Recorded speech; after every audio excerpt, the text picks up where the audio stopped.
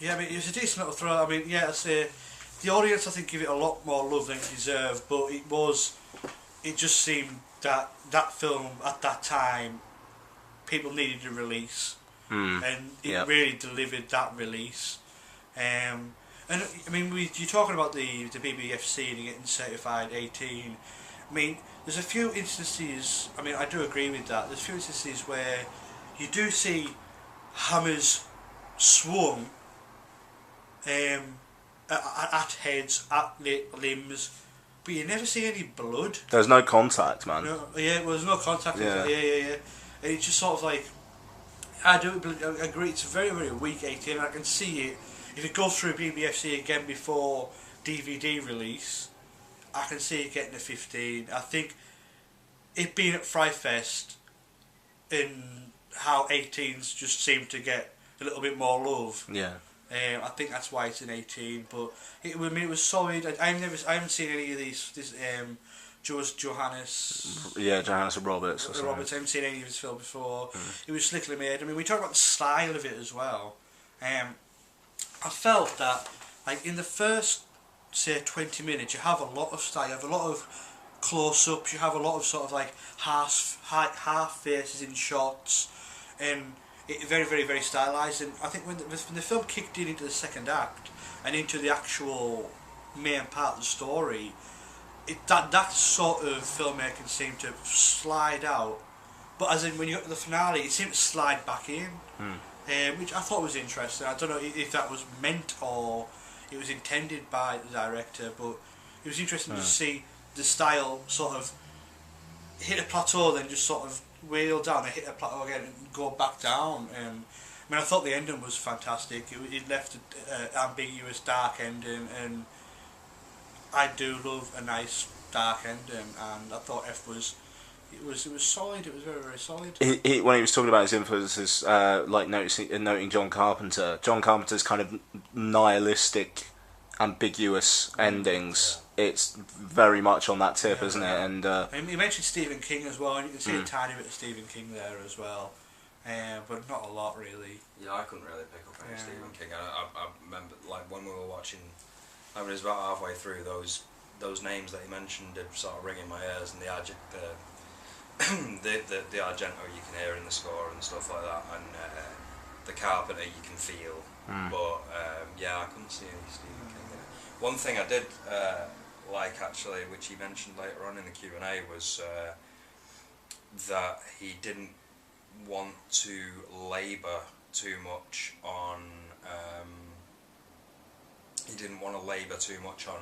things like mobile phones and stuff like that, and he made the point that this is technically a very accessible place, so he didn't want to labour too much on the fact that it was out in the middle of nowhere, because technically it wouldn't be.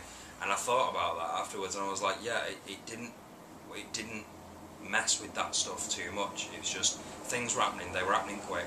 The phones were down. You know, shit set in the fan, and that was it. It didn't labour on being left to feel sort of like, and for that reason it didn't really get too much into cliches. It didn't allow itself to kind of fall into those sort of typical, you know, tropes. Those typical sort of things. You know, they're trapped in the middle of nowhere and nobody can hear them or find them, because it's and I think a good point to how he deals with sort of things like mobile phones. I mean, the main phone line is sort of cut off anyhow, so that isn't a problem. Well, the kids do that. You accept that, and that's fine. But what I quite like is that for the people in there who know what's happening, there's never any time where they can actually get on a mobile phone and phone someone, because they're trying to hide, they're trying to be quiet.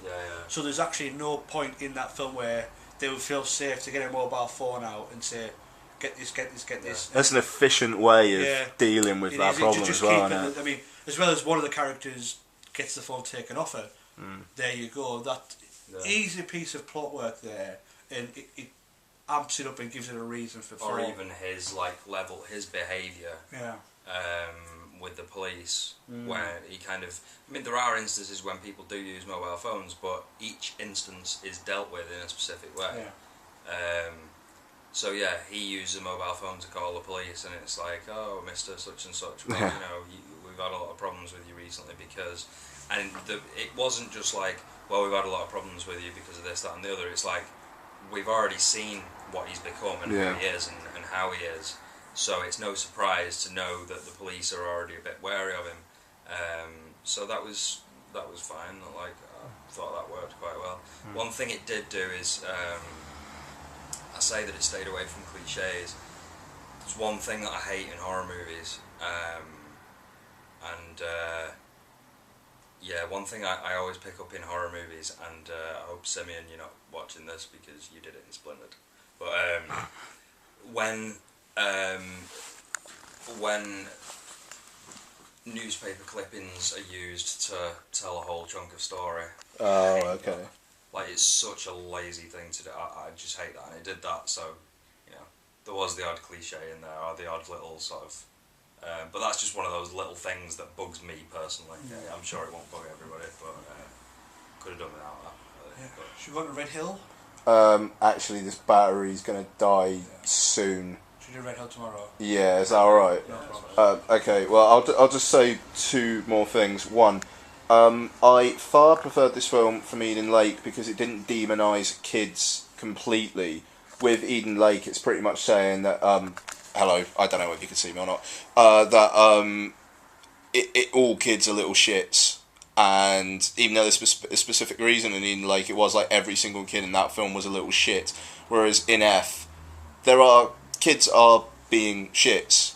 But, I mean, hoodies aside, but it's because they're young and they've got problems with their parents and they want to live their own lives and stuff like that. And also, I will just say, and when I was saying earlier on about worried about spoilers, it's tied to this, I will just say, I like how they dealt/not dealt with certain aspects of the hoodie's origins. So, okay, cool. So, we'll be back in the next section with Red Hill and whatever we get to, and yeah.